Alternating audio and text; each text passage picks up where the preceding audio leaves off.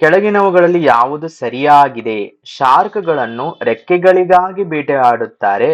ಅವುಗಳ ಹೆಚ್ಚು ಬೆಲೆಯ ಭಕ್ಷ್ಯಗಳಾಗಿರುತ್ತವೆ. ಅಂದ್ರೆ ಅದರ ಶಾರ್ಕಿನ ಫಿನ್ಸ್ ಏನಿರುತ್ತೆ ಅವುಗಳನ್ನ ತಿನ್ನೋದಕ್ಕೆ ಡೆಲಿಕಸಿ ಭಕ್ಷ್ಯಗಳು ತುಂಬಾ ಕಾಸ್ಟ್ಲಿ ಡೆಲಿಕಸಿಗಾಗಿ ಬೇಟೆಯಾಡ್ತಾರಾ ಅಂತ ಕೇಳ್ತಾ ಇದ್ದಾರೆ. ಹೌದು, ಅದಕ್ಕಾಗಿಯೇ ಬೇಟೆಯಾಡುವಂಥದ್ದು ಶಾರ್ಕ್ಸಿನ ಅದರ ಫಿನ್ಸಿಗೆ.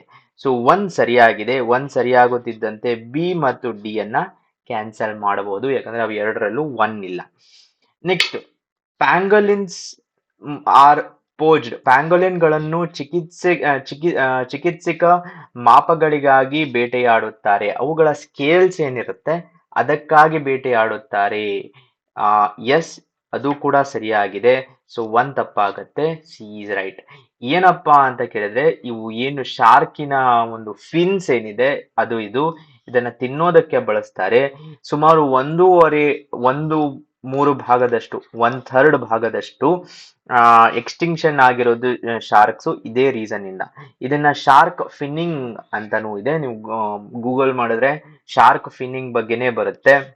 ರೆಕ್ಕೆಗಳನ್ನು ಕತ್ತರಿಸುವುದು ಒಳಗೊಂಡಿರುತ್ತದೆ. ಸಾಮಾನ್ಯವಾಗಿ ಜೀವಂತವಾಗಿರುವ ಪೂರ್ವ ಏಷ್ಯಾದ ಭಕ್ಷ್ಯವಾದ ಶಾರ್ಕ್ ಫಿನ್ ಸೂಪ್ ನಲ್ಲಿ ಸೇವಿಸಲು.